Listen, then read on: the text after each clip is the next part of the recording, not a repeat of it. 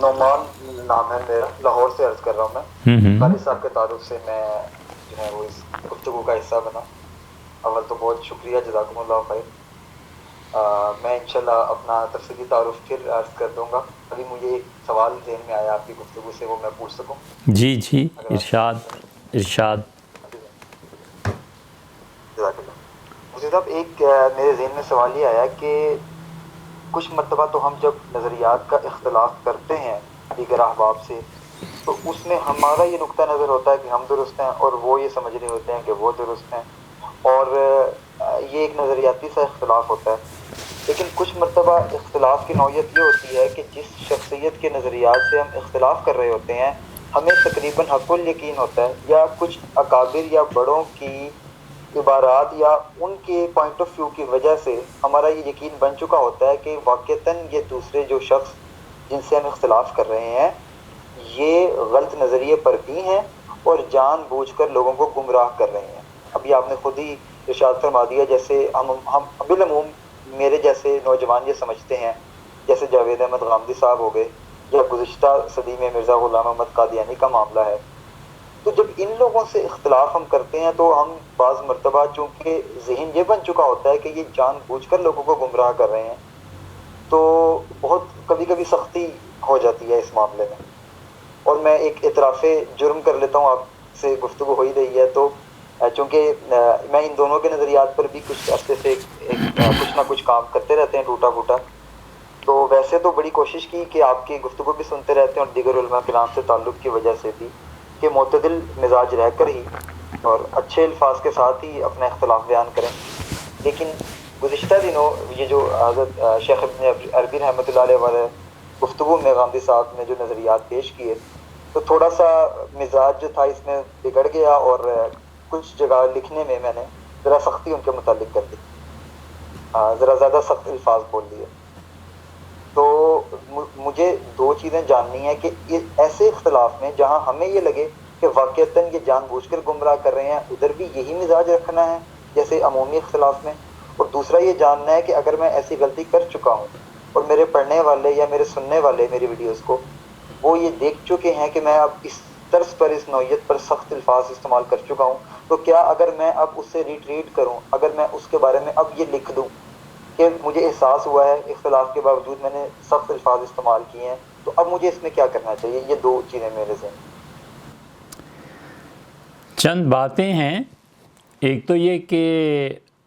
جن کے متعلق آپ نے سخت الفاظ لکھے ہیں ان کے سمجھنے کی بات ہے کہ ایک لڑکے نے ہمارے متعلق یہ لکھا ہے تو اس کی عمر کا تقاضا ہے۔ وہ اصلاً ایسا نہیں ہے، بہت اچھی فطرت کا ہے، ہماری اصلاح چاہتا ہے، لیکن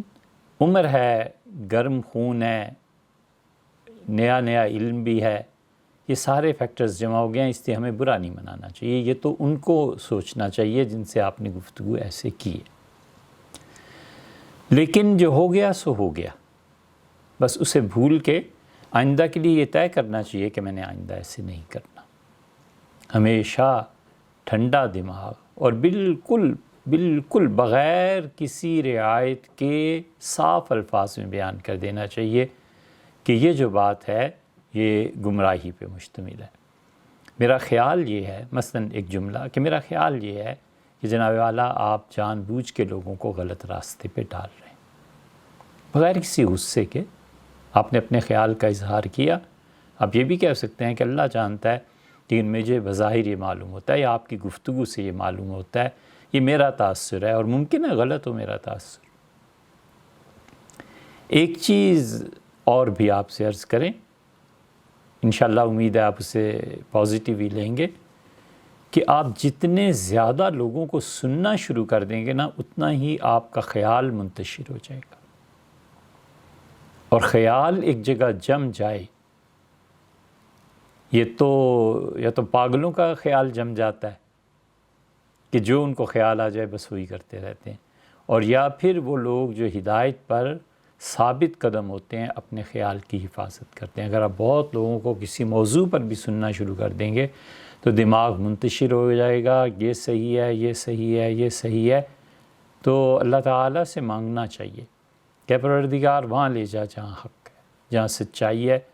تو پھر اس پہ اکتفا کر لینا چاہیے۔ اور ہم میں سے جو بھی دین کے نام پہ کام کر رہے ہیں، اگر وہ اپنے مخالفین سے سختی کی زبان استعمال کریں گے تو شخصیت بیچ میں سے ہٹ جائے گی، انہیں خدا کے دین پر تنقید کا موقع ملے گا۔ امام بہقی رحمۃ اللہ علیہ کی کتاب ہے شعب الایمان، امام بہقی رحمۃ اللہ علیہ نے اس میں ایک روایت نقل کی ہے کہ حضرت رسالت مآب صلی اللہ علیہ وسلم نے فرمایا کہ اس کا مفہوم یہ ہے کہ لوگوں کو، بچوں کو کھیلنے کی اجازت ملنی چاہیے، اور آپ نے فرمایا اس میں سختی نہ کرو، بچے مختلف قسم کے کھیل کھیلتے ہیں، کھیلنے دو انہیں، اور فرمایا ایسے نہ ہو کہ لوگ یہ کہیں کہ محمد صلی اللہ علیہ وسلم کا دین بہت ہی زیادہ سخت ہے۔ اس سے بھی بہتر روایت آپ کو صحاح وغیرہ میں مل جائے گی، حضرت عمر رضی اللہ عنہ کا اللہ کے رسول یہ جو منافق ہیں انہیں قتل نہ کر دیں، تو آپ نے فرمایا عمر ایسے نہ کرنا، پھر لوگ مجھے کہیں گے کہ کل تک تو کافروں کو مار رہے تھے، آج ان کو بھی مار پڑ رہی ہے جو مسلمان ہو گئے۔ تو یہ جو بدنامی کا باعث بننا ہے اس کو ختم کرنا چاہیے، اپنے ضبط، اپنی طبیعت کو مسلنا، کچلنا، اپنی انا کو ختم کرنا، کیونکہ اس سے بڑی خطرناک بات ہے کہ اگر دل میں یہ آئے کہ میری بات کیوں نہیں مانی، نہیں بھئی اللہ کی بات ہے، ہم نے آپ کے سامنے رکھی ہے اور اللہ کی بات ماننی ہے، میں اور آپ دونوں اللہ ہی کے قانون کے پابند ہیں۔ کیونکہ آپ غور کریں گے نا تو مغرب کے جتنے نظام آپ کو چلتے ہوئے دکھائی دے رہے ہیں بربنائے عقل ہیں، عقل بنیاد ہے، تمہاری عقل کتنی اور میری عقل کتنی۔ اور جتنے بھی مذاہب ہیں مشرق میں، خاص طور پہ خود عیسائیت بھی، ان سب کی بنیاد عبودیت ہے، بندگی ہے کہ اللہ تو ہے اور میں نہیں ہوں، میں کچھ نہیں۔ تو کہاں عقل کی سلطنت اور کہاں عاجزی کی سلطنت کہ رب میں کچھ نہیں ہوں، آپ ہی ہیں بس، عبودیت ہے نا۔ تو عبودیت کا مظاہرہ ہوتا ہے جب نفس پہ چوٹ پڑتی ہے اور نفس کی مخالف قوتیں سامنے آتی ہیں، تو اس موقع پر اپنے آپ کو سنبھال کے رکھنا اور عبودیت اور بندگی کا مظاہرہ کرنا، یہ بڑا کمال ہے۔ اسے کبھی بھی اپنے نفس کو موقع نہیں دینا چاہیے، ہو گیا جو ہو گیا، گزر گئی سو گزر گئی۔